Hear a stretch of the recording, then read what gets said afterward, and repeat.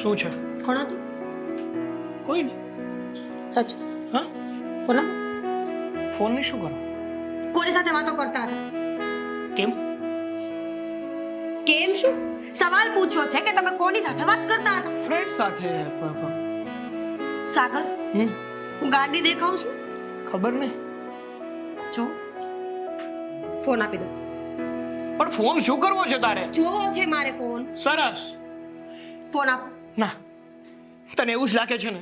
હે, મારા પર ભરોસો જ નથી ને? અરે પણ એમાં થોડું જોવાનું હોય. જ્યારે જોવો ત્યારે બસ ચેક કરી લેવું તારે. મેં જોયા છે તમને વાત કરતા. એટલી બધી સ્માઈલ કઈ વાતની આવતી હતી? હે તો મારા ફ્રેન્ડ્સ સાથે મારે બહાર જવાનું હતું અને એક પ્રોગ્રામમાં થોડીક આમ ફની મુમેન્ટ થઈ ગઈ હતી ને, એ વાત યાદ કરીને અમે લોકો હસી રહ્યા હતા. અરે પણ વાહ. નહીં, તને તો ક્યાંથી ભરોસો થવાનો છે? તારો હસબન્ડ તો એ જ લાગે ને તને તો. પતી ગયું. ફોન શું કરવો છે? કયું ને મારે જોવો છે. ફોન નથી આપવાનો તને. સાગર, ફોન આપો. હાલે. લોક. ભૂલી ગયો છો? નહીં ખુલે.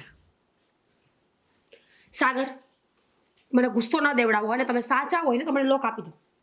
સાચો છું ને તો પણ મારે તને પાસવર્ડ નથી આપવો એટલે નથી આપવો. તો એનો મતલબ કે તમે તમારા ફ્રેન્ડ સાથે નહીં, કોઈ છોકરી સાથે વાત કરતા હતા, રાઈટ?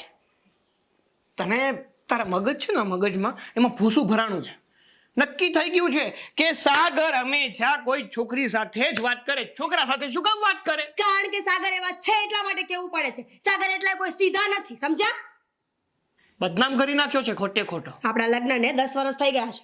મને ખબર છે કે સાગર ક્યાં લડે છે. ચલો, સાચા હોય તો ફટાફટ પાસવર્ડ આપો મને. કીધું ને તને. સારું, ખોલ. 3 2 6 4. રોંગ. તો 4 6 2 1. રોંગ. તો 3. હવે ત્રીજી વાર મારીશ ને એટલે સેકન્ડો આવી જશે. અહીંયાથી પાકું થઈ ગયું છે કે તમે ખોટા છો અને હવે મારી સામે સાચા સાબિત થવાની કોશિશ નહીં કરતા. હું તમને છેલ્લી અને પહેલી વાર પૂછું છું, સાચું બોલી દો, નહીતર હું આ ઘર છોડીને જઈશ.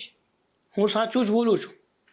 છતાં તને ખોટું લાગતું હોય ને તો સમજ, મારું છે ને બહાર ઘણી બધી સ્ત્રીઓ સાથે અફેર ચાલે છે. બસ એ જ સાંભળવું તું ને તારે. સાંભળી લીધું. બસ સાંભળી લીધું, ગમ્યું મને. હા, ચિંટુ, ક્યાં છે તું? એટલે હવે ચિંટુને કહીશ કે એના પપ્પા શું કરે છે ને શું નથી કરતા એમ.